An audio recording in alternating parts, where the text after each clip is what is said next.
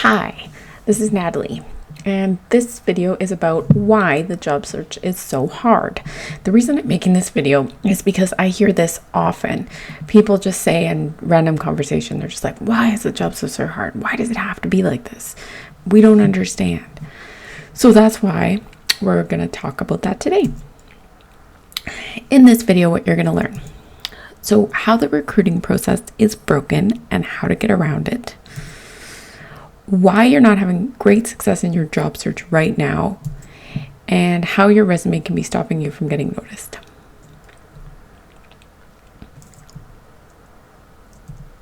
So stay tuned.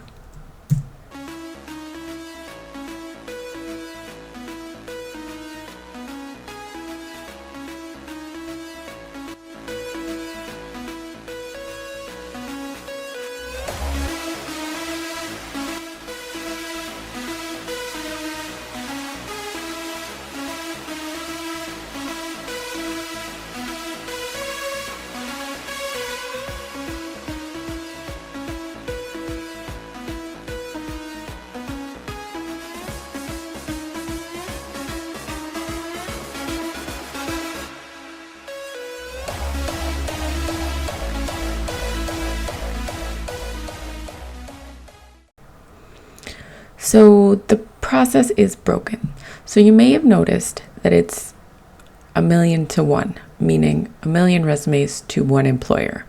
And that might be a slight exaggeration, but not by much. So that's how I mean the process is broken. That makes it very, very difficult for the average person to succeed and get through this process. If only one person can get picked out of, say, 1,000 or 2,000 people, that makes it really hard and really discouraging. So from the job seeker's perspective, that is totally broken because it'll never work. It'll 1 in 1,000,000, like I said. So too many people doing the exact same thing. So everyone is trying to break down a wall. And that means that the chances of breaking down this wall suck because they keep putting the wall up higher and higher because more people keep trying to climb it. So this is a good visual. The front door is always crowded. It's so crowded that they have to put up barriers so they won't let people in. They'll keep people out. So you, the person who may be the best for the job, will never get an interview or will never get spoken to. And it's not your fault. It has nothing to do with you. It has to do with the process. So on the other side of the coin, the hiring manager looks like this. So that's why he's trying to keep everybody out, because this is how he already feels.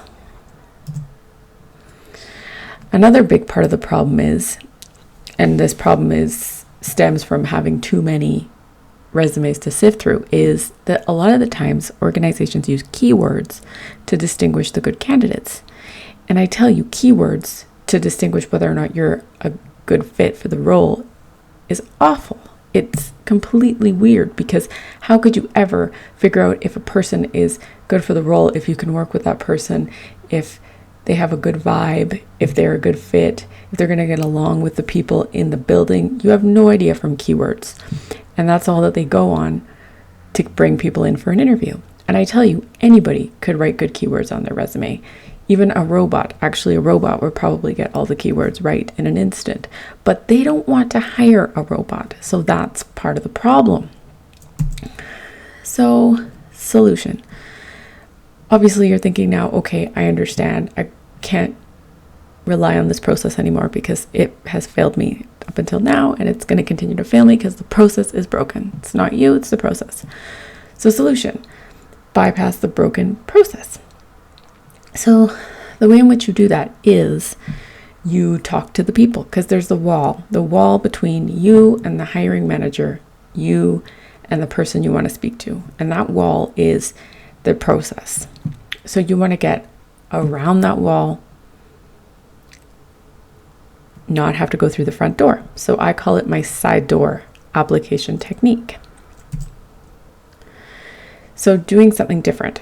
So stop using the black hole method, as we like to call it in our industry of career coaches. The black hole method doesn't work. So just stop doing it altogether.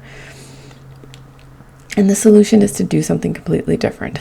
So the way that I teach it is to network with people, is to reach out to people on LinkedIn and reach out as a human being. Start the human contact connection. Because if you think about it, you can go on Amazon.com and order something and have it brought to your house in one click. And that's great for an inanimate object. But when you're hiring a person, that system doesn't work so well. So you want to have a warm connection first, because it's really weird that we do it this way. We have somebody come in for an interview, we talk to them for an hour, and then we decide, okay, we're going to hire them. But really, that's not enough time to get to know somebody. It's not enough time to really get to know and trust the person.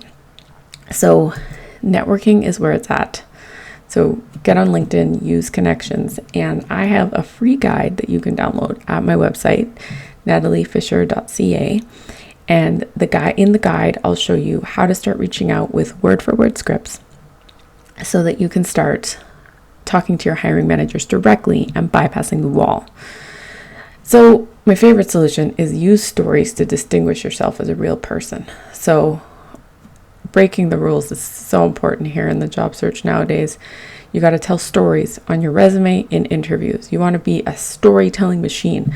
So whenever you answer a question, you want it to be in the form of a story, because people remember stories more than they remember facts. So if you have a memory of somebody telling you something, it's probably because they told it in a form of a story. The brain remembers the story so much faster. If somebody asks you, for example, tell me about yourself, how would you remember that answer better? Would it come from hearing all the schools listed in chronological order that the person went to? Or would you rather hear about how the person came from being an accountant to being a salesperson? Now, that's a pretty big shift. Now, I would be curious myself to see how they discovered that career path and made that career change. Interesting stories. Thank you so much for watching. And yeah, wrapping it up, there we have it. We've got our problem and our solution. And head over to nataliefisher.ca for more great job search lessons. And anything you need is over there. So if you want to learn how to negotiate your salary, or you want to learn how to network, I get you started with step-by-step, word-for-word, fill-in-the-blank stuff that you can get started on doing right away. Have you ever had a frustration or a situation in the job search where you're feeling demotivated? If so, leave a comment below. I'd love to hear all about it. I respond to all the comments personally. I appreciate you watching, and I will see you next week.